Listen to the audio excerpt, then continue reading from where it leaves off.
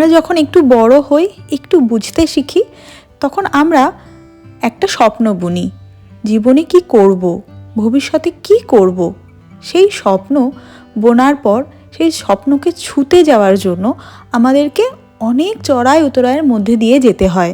কখনো ভালো সময় যায়, আবার কখনো খারাপ সময় আসে, কিন্তু আমরা জীবনে যেহেতু স্বপ্নটাকেই সবচেয়ে বেশি গুরুত্ব দিয়ে ফেলি, সেই জন্য আমরা সবসময় প্রেজেন্টকে ভুলে ফিউচারের দিকেই হাত বাড়াই, ভাবি ভবিষ্যতে কোনটা ভালো হবে, তার জন্য যেই পদক্ষেপটা নেওয়া উচিত সেই পদক্ষেপটাই নেব। তাতে ভবিষ্যতে কখনো আমরা সাকসেস হই, কখনো আবার সাকসেস হই না। আজকে সাময়িক ভালো থাকাকে গুরুত্ব না দিয়ে আমরা ভবিষ্যতে ভালো থাকবো এই পণ করেই কিন্তু আমরা সামনের দিকে এগোই। আমাদের সামনেও ঠিক এরকমই একটা ঝড় আসতে চলেছে, জানি আমাদেরকেও অনেক চড়াই উতরাই পার করতে হবে, তবে আজকের সাময়িক সুখটাকে গুরুত্ব দিলে চলবে না। Hello my lovely family, welcome back to my channel. যে যেখান থেকে দেখছো আশা করছি সবাই ভালো আছো, সুস্থ আছো, আর আমিও বেশ ভালো আছি। সকাল সকাল যেহেতু বাড়ি থেকে বেরিয়েছি, সময়টা ঠিক 7:30 মতন বাজে। আমরা কফি কিংবা চা কিছুই খেয়ে বাড়ি থেকে বেরোইনি, মানে ব্রেকফাস্টটা করে বেরোইনি। আমরা বাসে করে চলে এলাম ট্রেন স্টেশনে হফব্যানহফে। এই মাইন্সের হফব্যানহফের এই ট্রেন স্টেশনটা থেকেই আমরা একটা কফি, একটু ক্রসন এইগুলো কিনে নিলাম। এখন ট্রেনে উঠে গেলাম, ট্রেনে বসেই ব্রেকফাস্টটা করে নেব। যাচ্ছি এখন আমরা বার্লিনে ভিসা করানোর জন্য। তবে তোমরা ভাবছো হঠাৎ করে কিসের ভিসা করানোর কথা সুতপা বলছে। আসলে আমরা যাব আয়ারল্যান্ডে। অরূপ একটা নতুন, ওর জীবনের নতুন অধ্যায় শুরু হচ্ছে, সেই জন্য আমরা আয়ারল্যান্ডে যাব বলে ডিসাইড করেছি। এখন জার্মানি থেকে আয়ারল্যান্ডে যেতে গেলে ভিসা করতে হবে, সেই ভিসা করানোর জন্যই আমরা যাচ্ছি। হ্যাঁ, জার্মানিটাকে পুরোপুরি বিদায় জানাতে হবে এখন আমাদেরকে। এখানে অনেক বন্ধু বান্ধব হয়ে গেছে, অনেক ভালোবাসা মানুষ হয়ে গেছে, তাদেরকে ছেড়ে যেতে হবে ঠিকই, কিন্তু ওই যে একটু আগে বললাম, জীবনের লক্ষ্য বা স্বপ্নকে পূরণ করতে গেলে অনেক চড়াই উতরাই আসে, সেই দিনগুলোকে পার করতে হবে, তারপরেই আমাদের জীবনে সাকসেস আসবে। আমাদের ট্রেন মাইন্স থেকে ফ্র্যাঙ্কফুর্ট থেকে আবার বার্লিন যেতে হবে, তার জন্য ট্রেন ধরতে হবে। মাইন্স থেকে ফ্র্যাঙ্কফুর্ট এসেছিলাম আমরা লোকাল ট্রেনে, এখান থেকে আমাদেরকে আইসি ট্রেন ধরতে হবে, সেই ট্রেনে আমাদেরকে যেতে হবে বার্লিন। এখন আমরা ট্রেনে উঠেও গেছি, সিটে বসেও পড়েছি, এখন একটু রিল্যাক্স লাগছে। এই আইসি ট্রেনে যেতে গেলে জার্মানির লোকাল যে 49 ইউরোর ট্রান্সপোর্টেশন কার্ড থাকে, সেইটা দিয়ে হয় না, আগাম টিকিট কেটে রাখতে হয় আইসি ট্রেনের জন্য। আমরা আগাম টিকিট কেটে রেখেছিলাম অনলাইন থেকে, কিন্তু সিট তখন বুক করা যায়নি। আমরা এখানে আসার পর সিট বুক করব। দেখো এখানে এই যে 31, 32 এরকম প্রত্যেকটা সিটের পাশে সিট নাম্বার থাকে।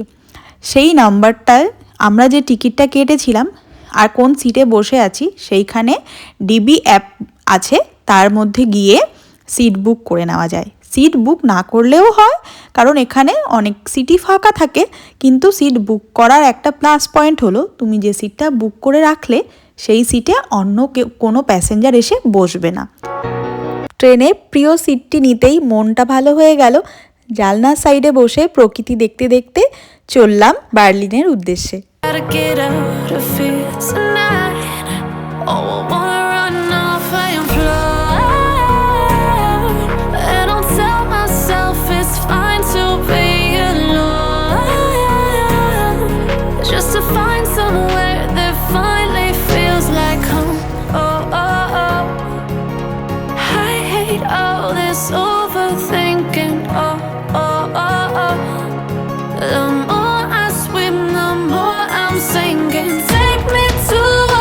আমরা প্রায় পৌঁছে গেছি বার্লিনে। নেক্সট স্টপে আমাদেরকে নামতে হবে। আমরা ফ্র্যাঙ্কফুর্ট থেকে বার্লিন প্রায় 4.5 ঘন্টা ট্রাভেল করলাম, এইবার নামতে হবে। তার জন্য ব্যাগ, যেটা আমি সঙ্গে নিয়েছিলাম পিট ব্যাগ, এর মধ্যে অনেক জামা কাপড় রয়েছে, প্লাস আমাদের ল্যাপটপ রয়েছে। তো আমি একটা ব্যাগ নিয়েছি, অরূপ একটা ব্যাগ নিয়েছে। এই ব্যাগেই আমরা পিঠে নিয়ে নিলাম, ট্রেন থেকে নেমে পড়লাম। বার্লিন স্টেশনটা এত সুন্দর, ইউরোপে আমি অনেকটা জায়গায় ঘুরেছি, ইউএসএতেও ঘুরেছি, তবে সবচেয়ে আমার চোখে দেখা সবচেয়ে সুন্দর রেল স্টেশন হলো বার্লিন ট্রেন স্টেশনটা। ভীষণই সুন্দর, ভীষণ অ্যাডভান্স ট্রেন স্টেশনটা। তবে হ্যাঁ, এটা হতে পারে অন্য দেশেও এরকম ভালো ভালো স্টেশন রয়েছে, তবে আমি ওই যে বললাম আমার দেখা সবচেয়ে সুন্দর ট্রেন স্টেশন হলো বার্লিন ট্রেন স্টেশনটা।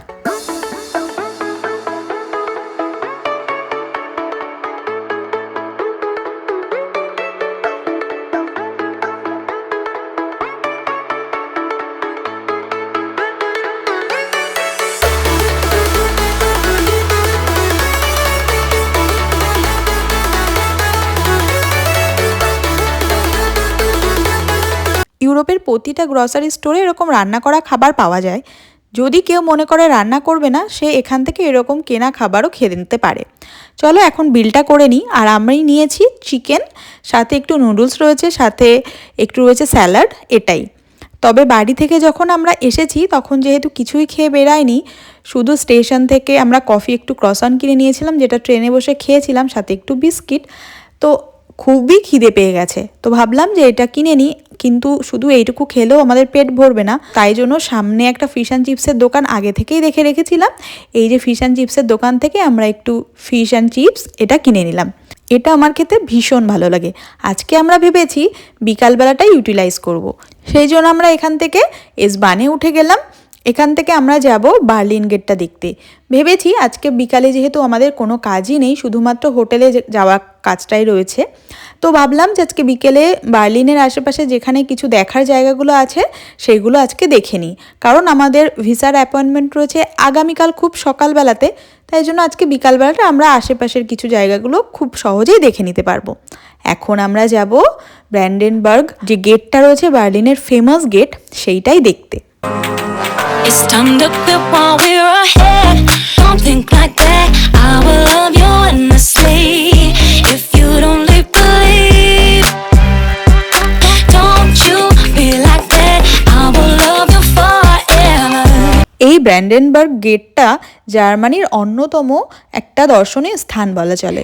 এই ব্র্যান্ডেনবার্গ গেটের পাশে রয়েছে রাষ্ট্রপতি ভবন, যেটা সাধারণ মানুষের জন্য একদমই উন্মুক্ত নয়। এই যে গেটটির মাথায় রয়েছে 4টি ঘোড়া, যা একটি রথ টানছে এবং যা বিজয়ের প্রতীক দেবী ভিক্টোরিয়া তিনি চালাচ্ছেন। এটাকে বলা হয় কোয়াড্রিগা।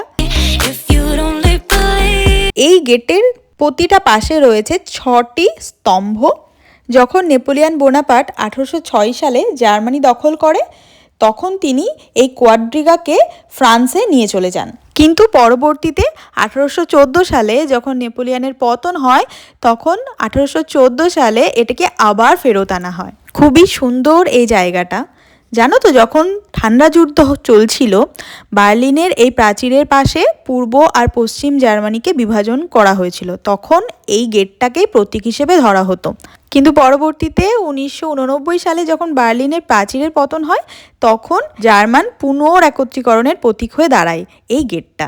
তাই আজও এই গেটটা শান্তি, ঐক্য, স্বাধীনতার প্রতীক হিসেবে একইভাবে দাঁড়িয়ে রয়েছে। শোনা যায় আগে সামরিক কুচকাওয়াজ ও বিভিন্ন রকম অনুষ্ঠান এর সামনে হতো, কিন্তু দ্বিতীয় বিশ্বযুদ্ধের সময় মিত্রবাহিনীর ভীষণভাবে বোমাবর্ষণের ফলে এটা মারাত্মকভাবে ক্ষতিগ্রস্ত হয়। পরবর্তীতে এটাকে আবার পুনর্নির্মাণ করা হয়। সেই জন্যই তো এই গেটের ইতিহাসে মিশে আছে যুদ্ধ, শান্তি, বিভাজন, একতা, সব কিছুর কাহিনী একসাথে। বিশ্ববাসীর কাছে আমার মনে হয় বিশাল বড় একটা শক্তিশালী বার্তা। ভাগাভাগি নয়, বরং ঐক্যই আমাদের সবচেয়ে বড় শক্তি।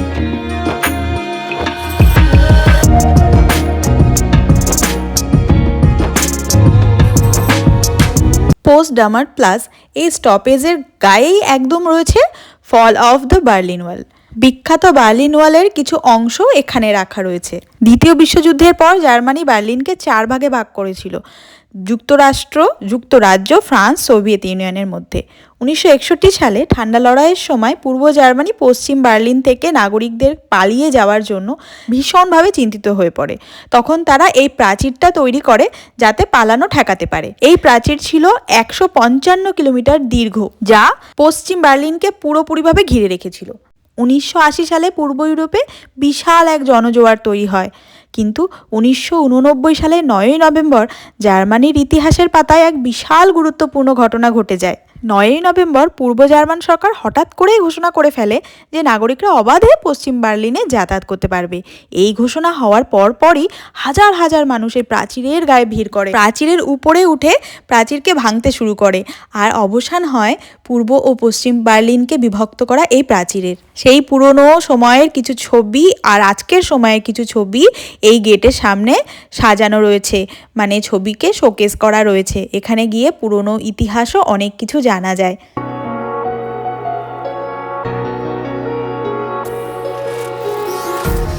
Empty hearts and neon lights, they're playing with my mind.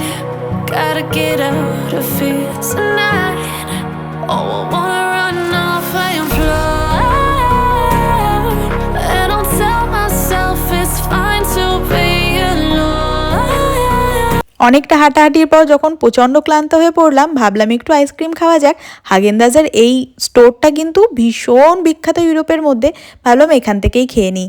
আমার মতন কে কে আইসক্রিম খেতে পছন্দ করো কমেন্টসে অবশ্যই জানিও। কিন্তু আমি কিন্তু আইসক্রিম খেতে প্রচণ্ড ভালোবাসি, সেটা শীত হোক, গ্রীষ্ম হোক কিংবা বর্ষা, যে কোনো সময় আমি আইসক্রিম খেতে ভীষণ পছন্দ করি। Just to find somewhere that finally feels like home. Oh, oh, oh. I hate all the এখন আমরা চলে আসলাম এসবান ধরতে। এসবান হচ্ছে জার্মানির একটা লোকাল ট্রেন। এই ট্রেনটা ধরেই আমরা এখন যাব আমাদের হোটেলের উদ্দেশ্যে। সেই সকালবেলায় বেরিয়েছি, বার্লিনে পৌঁছানোর পরও আমরা অনেকটা হাঁটাহাঁটি করেছি, এখন আমরা অনেকটাই টায়ার্ড হয়ে পড়েছি। সেই জন্য প্ল্যান করলাম আর কোথাও ঘোরাঘুরি নয়, এবার চলো রুমে যাওয়া যাক, একটু ফ্রেশ হয়ে নিতে হবে।